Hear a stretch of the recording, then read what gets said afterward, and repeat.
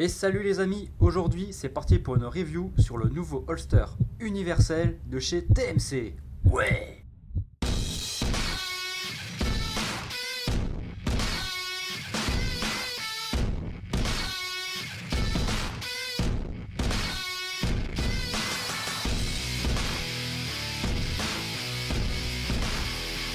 Alors, ce nouveau holster universel de chez TMC est fait en polymère, en plastique, rien d'extraordinaire, un petit peu cheap, quoique correct. Vous aurez deux bases, cette attache ceinture, qui est somme toute pas trop mal. Pour le clipper sur votre ceinture, ça va être assez simple, il suffit juste de déclipper.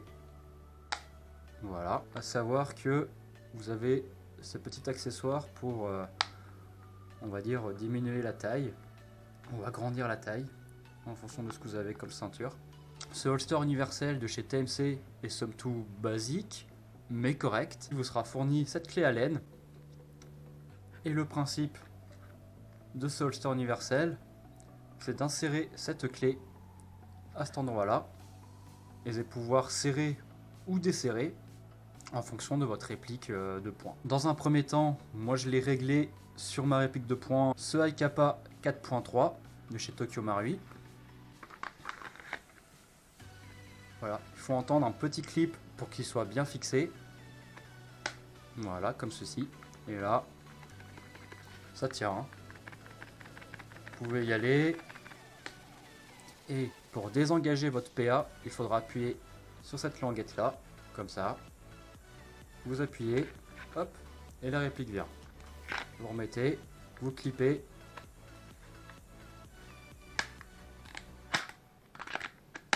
Donc déjà, cet holster universel de chez TMC fonctionne pour les Hi-Capa 4.3. Voyons voir pour les Glock 17. Donc là, c'est un Glock 17 de chez Armorer Works. Voilà, après c'est standard Marui et WE. On sent qu'il y a un petit peu trop de... C'est un peu trop serré. Je desserre.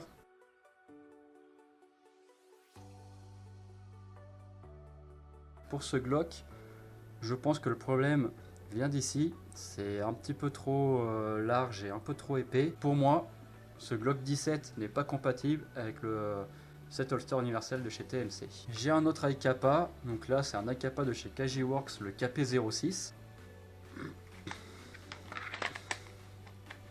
Donc on voit que ça peut rentrer. Là, la rétention est faite, mais j'ai encore un peu de jeu.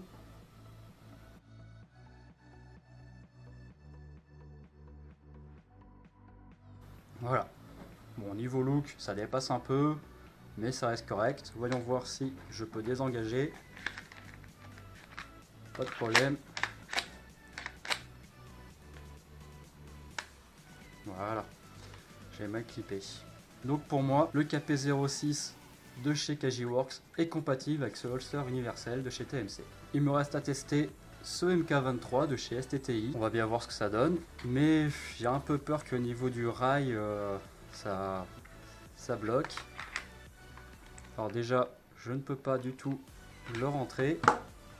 Je vais lui desserrer. Et non.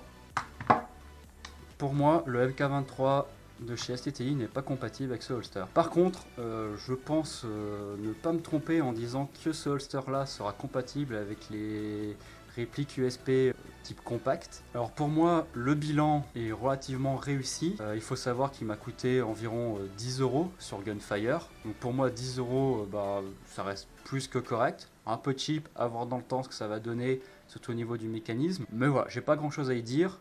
Surtout que voilà, ma réplique principale de poing va pouvoir y rentrer. Mon KP06 sur lequel j'ai toujours un peu galéré pour trouver un vrai holster qui le maintienne bien correctement, ça fonctionne aussi. A voir pour le Glock 17, s'il faudrait que je le bricole un petit peu. Mais voilà, moi j'en suis relativement satisfait.